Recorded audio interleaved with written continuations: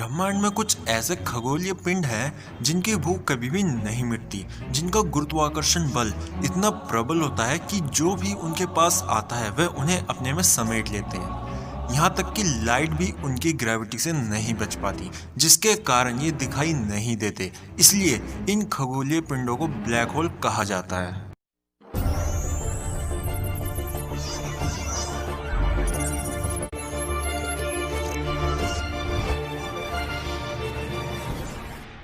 ब्रह्मांड में मौजूद एक अत्यधिक घनत्व वाला पिंड होता है। इसमें अत्यधिक कम क्षेत्र में इतना द्रव्यमान कि उससे पैदा हुई ग्रेविटी सबसे शक्तिशाली हो जाती है और उसके प्रभाव से प्रकाश भी नहीं बच पाता।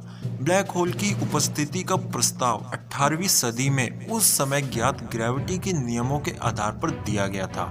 इसके अनुसार किसी पिंड का जितना ज्यादा द्रव्यमान होगा या उसका आकार जितना छोटा होगा, उस पिंड की सतह पर उतना ज्यादा गुरुत्वाकर्षण बल महसूस होगा। ये तो हुई बेबुनियाद बातें। दोस्तों, अगर आपको मजा आ रहा है तो वीडियो को लाइक और चैनल को सब्सक्राइब करते चलो। ब्लैक होल का निर्माण कैसे होता है?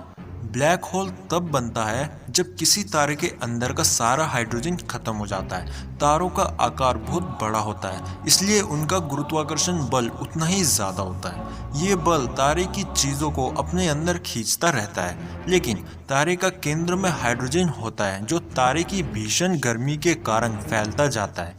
उनके फैलने के कारण जो दाब उत्पन्न होता है वह तारे के गुरुत्वाकर्षण बल का प्रतिरोध करता है। इसलिए तारा अपने अंदर की ओर कभी भी नहीं धंसता। लेकिन एक समय आता है तारे के अंदर मौजूद हाइड्रोजन खत्म हो जाता है और गुरुत्वाकर्षण बल को रोकने के लिए हाइड्रोजन नहीं रहता। जब हम गुब्बारे से हवा निकाल देते हैं, जैसे गुब्बारा सिकुड़ जाता है, बिल्कुल उसी तरह तारा भी सिकुड़ जाता है। अगर तारा सूरज जितना बड़ा हुआ तो वह सिकुड़कर लगभग 100 किलोमीटर व्यास वाले पिंड में बदल जाता है। इससे अधिक छोटे आकार में उसे दबाने के लिए उस तारे में पर्याप्त गुरुत्वाकर्षण बल नहीं होता। तभी उस तारे को व्हाइट ड्वार्फ या फिर न्यूट्रॉन तारा भी कहा जाता है। वह अरबों वर्षों तक जीवित रहकर धीरे धीरे अपनी ऊर्जा खोता रहता है। यदि तारा सूरज से ज़्यादा बड़ा हुआ तो उसका गुरुत्वाकर्षण बल इतना ज़्यादा होता है कि उसकी तरह अंदर धंसने की प्रतिक्रिया अंदर की ओर धंसती रहती है।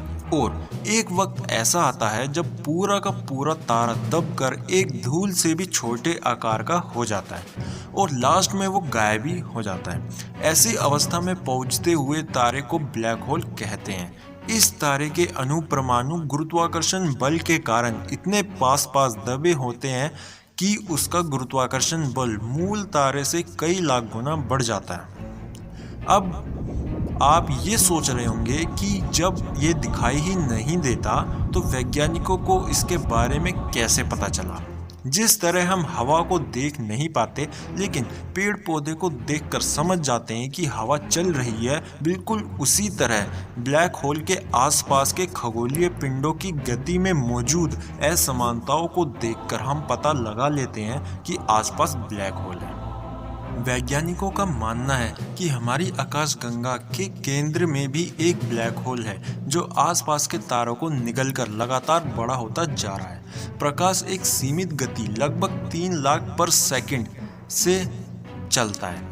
इसका मतलब ये हुआ कि स्पेस और टाइम दोनों एक दूसरे से संबंधित हैं। 1915 में एल्बर्ट आइंस्टाइन ने बताया कि ब्लैक होल जैसे भारी पिंड अपने आसपास के 4 आयाम वाले स्पेस और टाइम को विकृत करते हैं। यह विकृति हमें गुरुत्वाकर्षण बल के रूप में दिखाई देती है। इसे एक एग्जाम्पल से समझते हैं।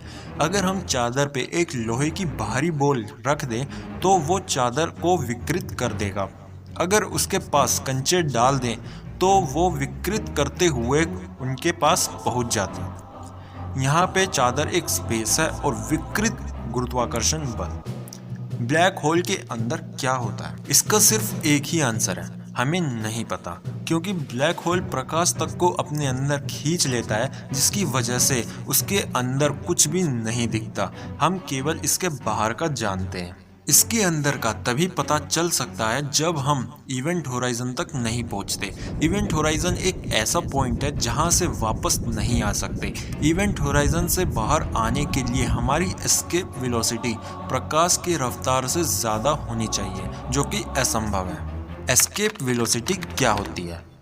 पृथ्वी के गुरुत्वाकर्षण बल से किसी रॉकेट को निकलने के लिए रॉकेट को 11 किलोमीटर प्रति सेकंड से ज़्यादा रफ्तार से उड़ना पड़ता है। अब मान लो आपको किसी रॉकेट को सूरज के गुरुत्वाकर्षण से निकलना है। सूरज पृथ्वी से कई गुना बड़ा है और भारी भी है, और उसका गुरुत्वाकर्षण बल भी पृथ्वी से कई गुना ज़्यादा होगा। रॉकेट को अंतरिक्ष में पहुंचने के लिए रॉकेट को 618 किलोमीटर प्रति सेकंड की रफ्तार से उड़ना पड़ेगा, तभी रॉकेट सूरज से बाहर आ पाएगा। अब आप ब्लैक होल की कल्पना कीजिए, जो सूरज से भी कई गुना भारी होता है, यानी इसका गुरुत्वाकर्षण बल सूरज के गुरुत्वाकर्षण बल से ज़्यादा होगा। इसका मतलब ये हुआ, ब्लैक होल से निकलने के लिए आपको 618 किलोमीटर प्रति सेकंड से भी कई गुना ज़्यादा रफ्तार से उड़ना होगा। भौतिक का एक सिद्धांत है कि कोई भी वस्तु प्रकाश की रफ्तार से अधिक रफ्तार से नहीं चल सकती। प्रकाश की रफ्तार 3 लाख किलोमीटर प्रति सेकंड है। इसका मतलब ये हुआ, ब्लैक होल से बाहर निकलना असंभव है, प्रकाश का भी, क्योंकि प्रकाश की भी रफ्तार काफ़ी ज़्यादा कम है ब्लैक होल के गुरुत्वाकर्षण बल से। ब्लैक होल इतना भूखा होता है, जो कोई भी तारा उसके पास होता है वो उसे अपने अंदर खींच लेता है। अंदर खींचने के बाद उसकी शक्ति और ज़्यादा बढ़ जाती है, क्योंकि उसके द्रव्यमान में उस तारे का भी द्रव्यमान जुड़ जाता है, जिससे उसका गुरुत्वाकर्षण बल बढ़ जाता है। वैज्ञानिक का ये मानना है कि ब्लैक होल से हमें पता चल सकता है कि ब्रह्मांड का निर्माण कैसे हुआ।